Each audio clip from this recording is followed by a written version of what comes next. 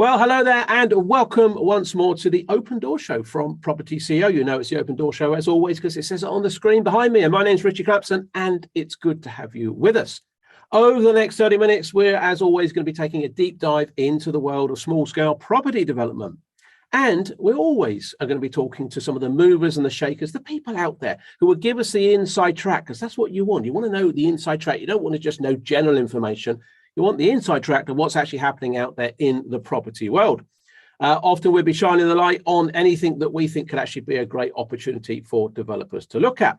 Above all, and most importantly, you know how we operate here. It's about having a bit of fun. So wherever you are, whether you're listening in the evening, in the morning, whether you're abroad, whether you're in this country, it doesn't really matter. Hopefully you are going to enjoy the Open Door Show today because life's definitely too short not to have a bit of fun.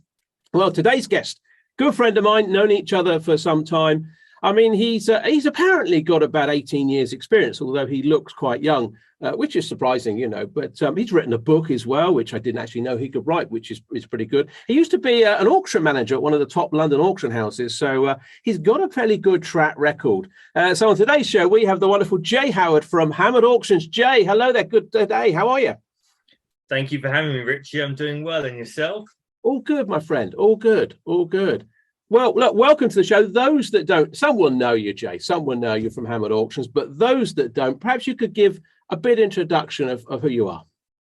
Okay, so my name is Jay Howard. I've been in real estate for 20 years. That's both as an investor and as a property professional. So I've done investment agency, estate agency, auctions is what I'm known for mostly, and I've been doing that for a little over 10 years. I used to work for family, managing the family trust. So I held under control about 3.3 billion across Europe and South America. Those were my patches. I've got 3 degrees, which people find really very interesting, but amounts to nothing in real estate. I thought they were singers, Jay. I thought they were singers. They were, but I've had all 3 of them. Excellent. Well, there you go. That's a family show, Jay. So I don't want anyone to interpret that the wrong way. Carry on. Indeed, yeah. But that's me. I also notice on your LinkedIn page, which made me smile, is it says Jay Howard, handsome stroke brilliant. Those are my pronouns, Rich, and I'd appreciate you if you'd respect them, please. Good stuff. Jay, look, welcome. So you've been in the auction world a long, long time. What do you actually do now in the auction world? I know you run Hammered Auctions. What is Hammered Auctions for those that don't know? So Hammered Auctions is a bit of a market aggregator. So what we do is myself and my business partner, Piot, we know which auctions do well in which asset classes and which locations for what kind of opportunities. And that's grown out of between us just over 20 years of watching these auctioneers, seeing how they're successful, not just looking at guide prices and end prices, all the amount they raise, all their percentages, but we know what a property should be going for at auction. And we know if those auctioneers are hitting those values. So, for instance, we will be selling 6 or 7 properties every month for clients. And how we work is we position those opportunities with the correct auctioneer in the right way to get the most devastating price possible for the seller. And so what you're saying there, Jay, is not all auctions are the same. I mean, if we think of a property auction, certainly a lot of our listeners out there, I'm sure as a listener, you're thinking, well, hang on, it's a property auction. What's the difference? There are massive differences. So there are some auctioneers that have a sole focus on commercial. So that's Acuitas, that's Allsop Commercial. Up until a couple of years ago, that would have been Barnett Ross as well, but they've now moved into land and some residential stock. So, you know, if you're going to put a fully commercial property into, I don't know, like a Barnard Marcus or an Auction House London, they will do a good job for you. But the chances are the market that's looking for that asset isn't specifically looking at that auction. They may do, it may come up on Rightmove or Zoopla and they may stumble across it. But the reality is in selling, you want to make sure that your asset is going directly to your target audience. And I suppose In a way, we often, I mean, there's so many analogies I use back to the car industry, and it's about going to the right garage for the right vehicle. You know, if you want a BMW, well, don't go to Fords. If you want a high quality, I don't know, Bentley or Rolls Royce, you know, don't go to Mercedes. You've got to go to the right place to sell, get the best part exchange value for your car. Would that be fair? It's a similar analogy. 100%, absolutely. Yeah. Wow.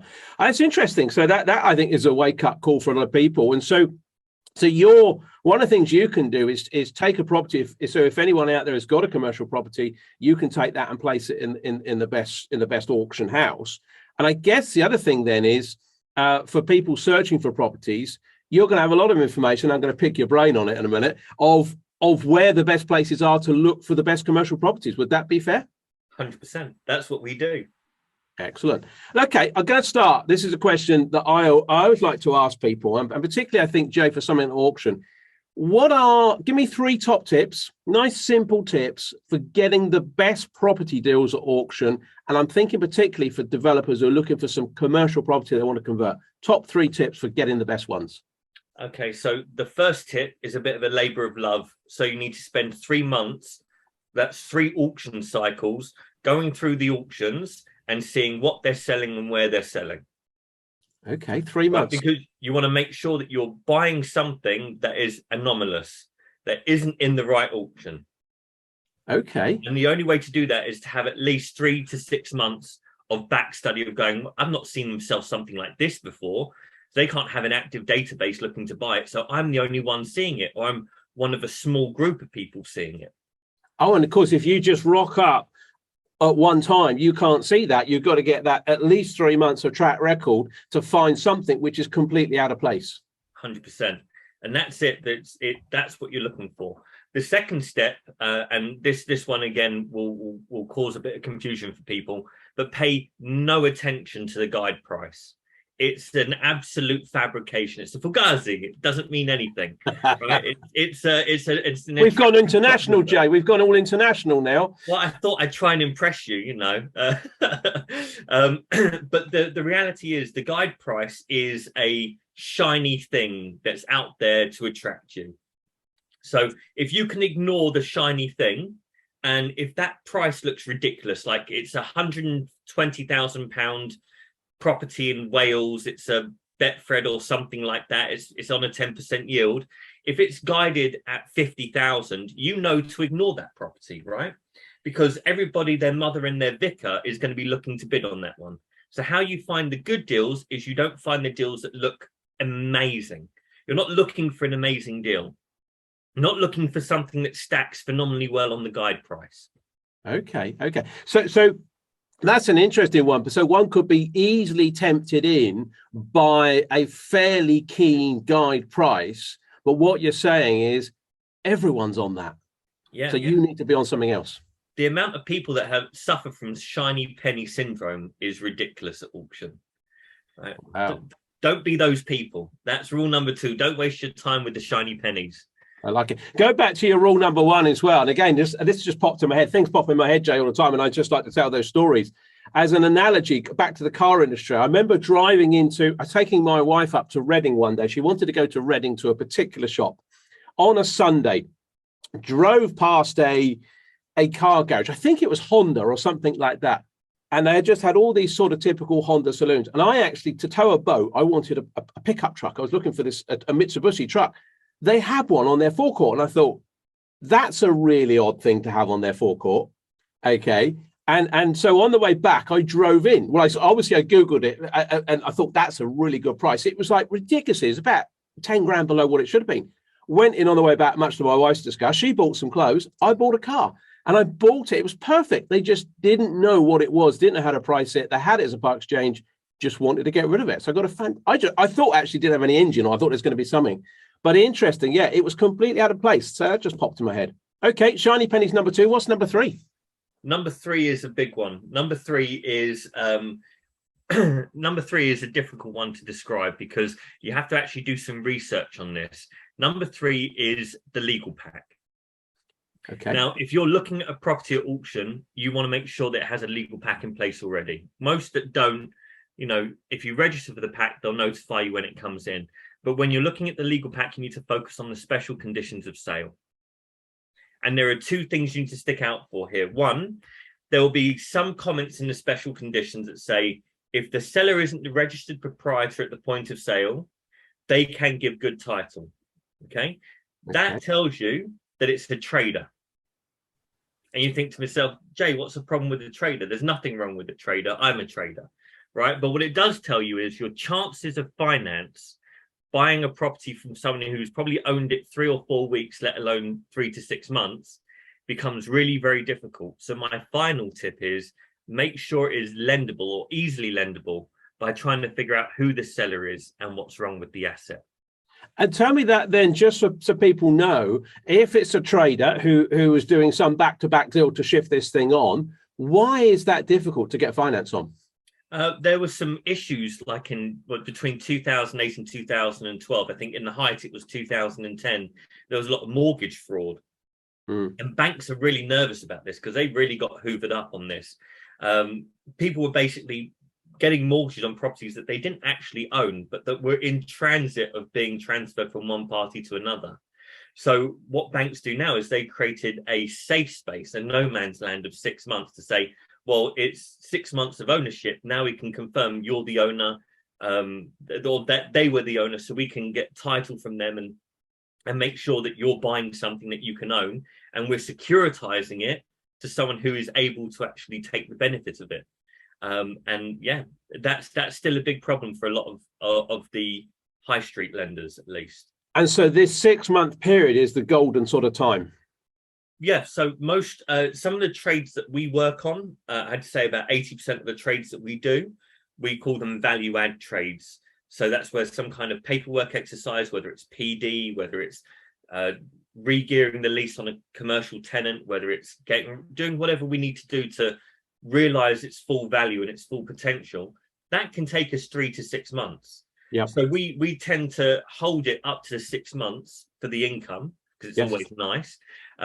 But we sell it at just over the 6 month mark because we know anyone who's buying it from us at auction can get any kind of finance they want. Wow. I like that. 3 top tips there from Jay. Take note of those, and don't take note of those at your peril, okay? Because this guy knows what he's talking about. Well, so it would seem anyway.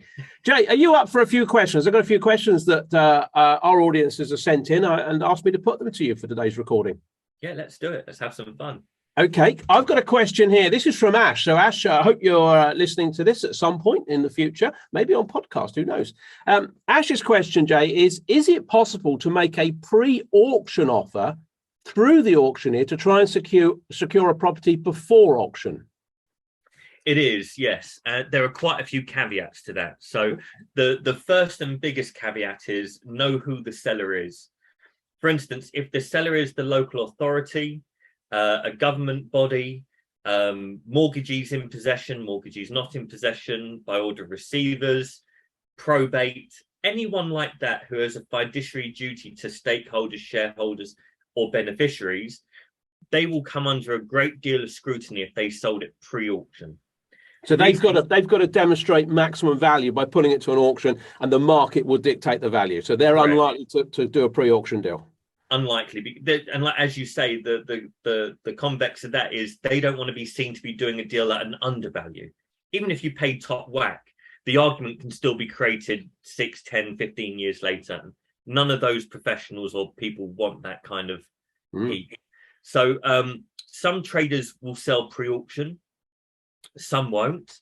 If you find that it's just someone who is acting in their own capacity, you can see there's a bit of distress in the sale, and there are some really good kind of markings around the property and what auction it goes into and how it's priced that show the level of distress.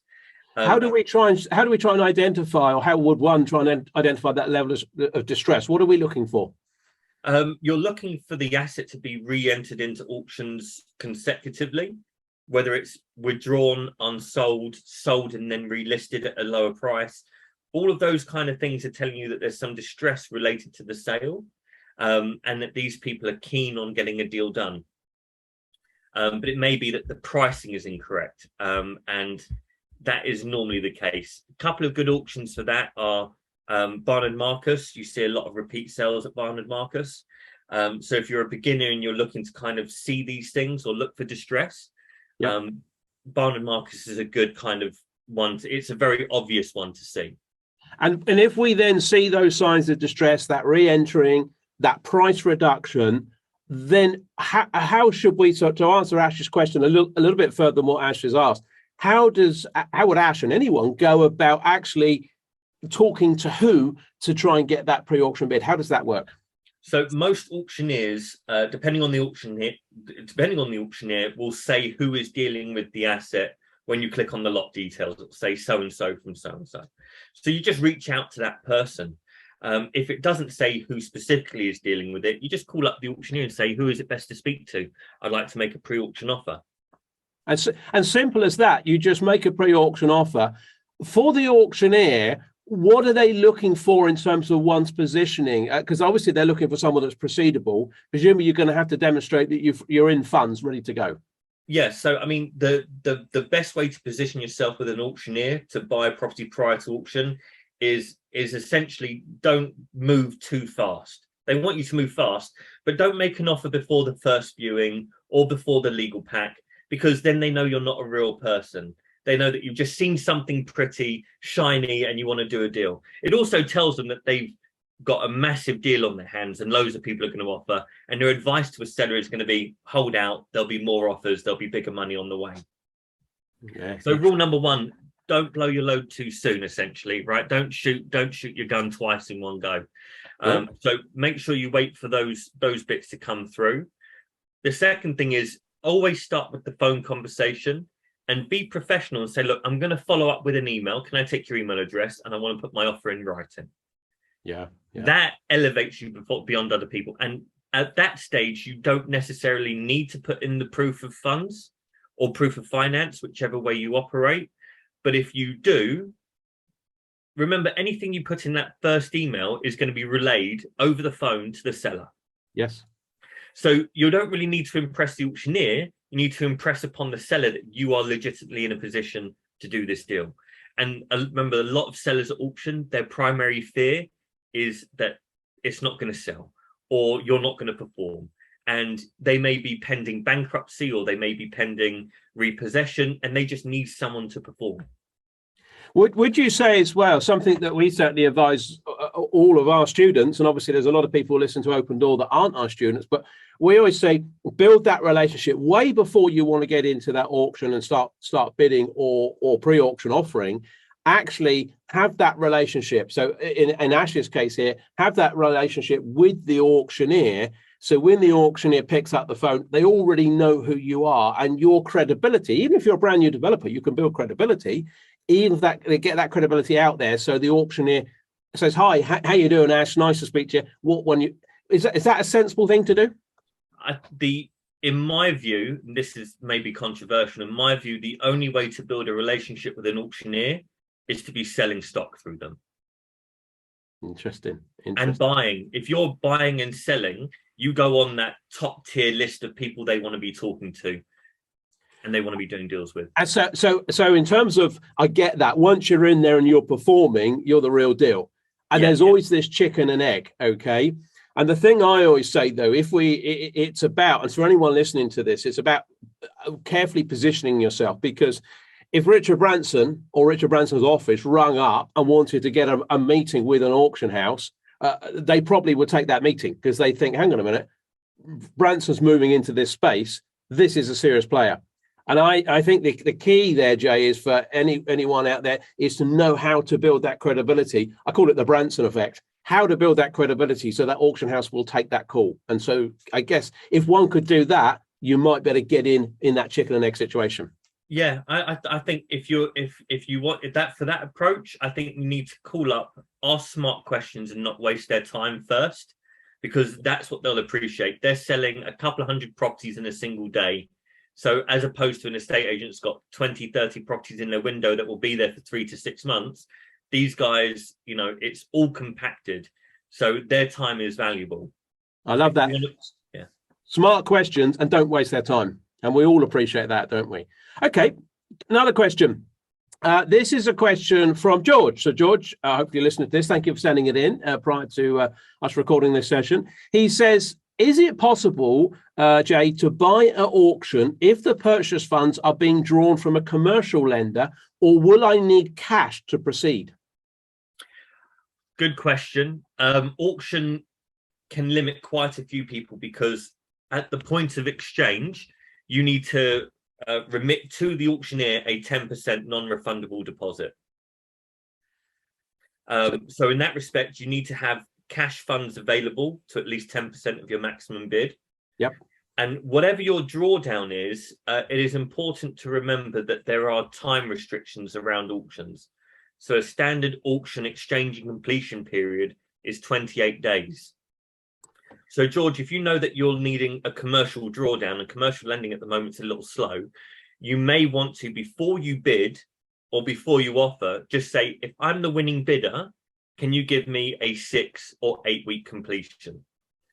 Now, a lot of people don't know that you can ask for that. They can say no, but the amount of people that don't ask.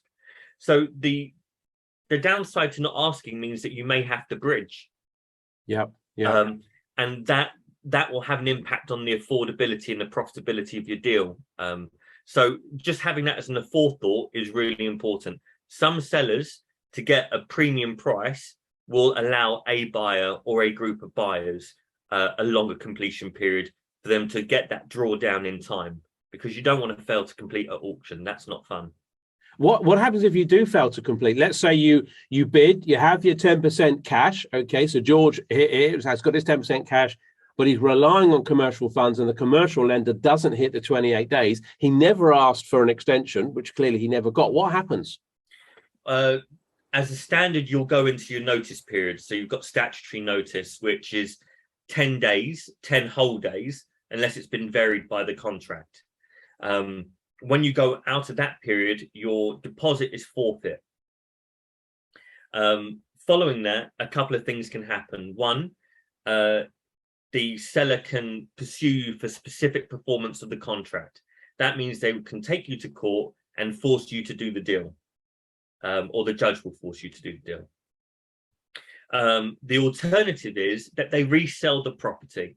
Yep. Now, if they resell the property at a loss, they can then pursue you for detrimental reliance of your original contract. And they can sue you for the difference between the two prices if the second price is lesser than your price. And I guess the second price could be less because it's re-entering the auction. To the public, it's already, the buying public, as we might be, it's already been sold. It's back in the auction. So there's a suspicion about really, is there something? So you might not achieve such a good price second time round. Would that be a fair comment? That's a fair comment, yeah. Wow, yeah. Well, yeah, George, so you've been warned. Ask for an extension, 6 to 8 weeks, or make sure, I would say, you're working with a commercial funder that is known, okay, has a track record of performing for auction purchases. And there are some out there that can move very, very fast. And I think for my money, it is those more individual brokers that work really well, particularly sometimes with family funds, family offices, because they can move quicker than some of the big corporates. I'm not saying all of them, but when you don't have a name, you don't have an individual, and there's a long chain of command up to the person who presses the button for the money, those are risky things, George. I know a few brokers who work very well with family funds, and literally there's a couple of links in the chain that get that money released. Does that sound a sensible decision as well, Jay? Yeah, that's very sensible. And the other thing is, a lot of people hopefully would know Crowd Property. Yes, well, hopefully they will. And if they don't, pop back on Open Door. There's previous recordings of Open Door show with the wonderful Mike Bristow. I mean, he does bang on a bit, doesn't he, Jay? Mike Bristow bangs on a bit. He's a shameless marketeer, but he's an absolute diamond of a guy. He really is. We all love him, don't we? They do auctions, they do commercial, and they do exit finance. So they also obviously do development as well.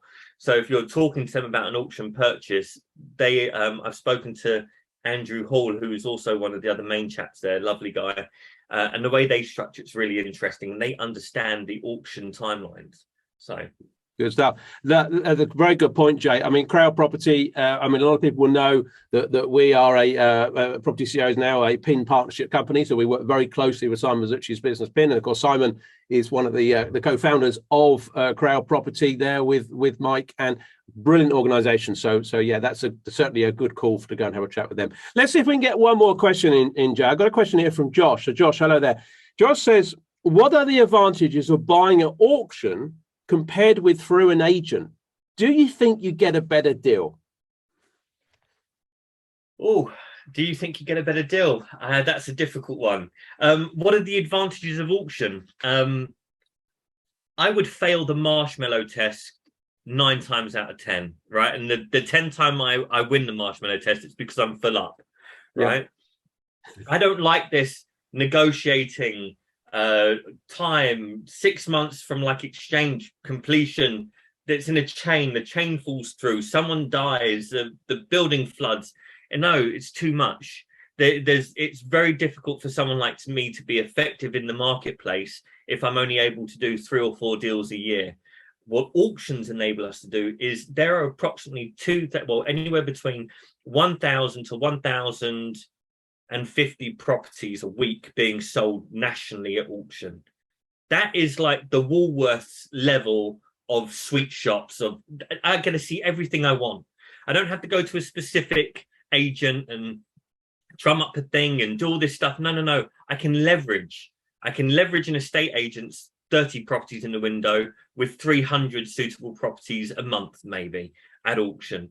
And it means once it's exchanged, there's no gazumping, there's no gazundering, there's no messing about. You're now the buyer. You're in a position to you should be in a position to complete. And that's what, for us, that's what it's all about. The price you pay determines the deal that you get. So don't just go to auction because you get that certainty of sale. Go to auction if you're able to buy it securely. And we went through 3 tips at the beginning of the podcast that should kind of give you a batting chance at getting a good deal. I love that. That's great. And I think for a lot of us, Jay, out there, and a lot of people listen to this, as entrepreneurs, our attention spans sometimes can be quite short, and we just want to get in and get on with stuff, don't we? And I think that point about the auctions, Josh, for you is you're probably very similar. It's yes, look, you can see something, you want it, you can get it, you can walk away at the end of the day, you've got it. As long as you can perform, you can get that deal done, start looking for your next one, because that's what we do as developers. Brilliant. Jay, look, we could talk for a long time, but we always try and keep these shows to about half hour so people can consume them without getting too bored, which I'm sure they'd be happy to talk to us for hours and hours and hours. But we're going to have to wrap it up there. If people want to contact you, Jay, what's the best contact details to get hold of Hammered? Well, there's my email address. So it's jay@hammeredauctions.co.uk. I can give you a link, Richie. It's to we got a link tree thing, which goes to our newsletter, shows the properties that we're selling, the properties that we're buying for ourselves, so people can keep track of everything that we do.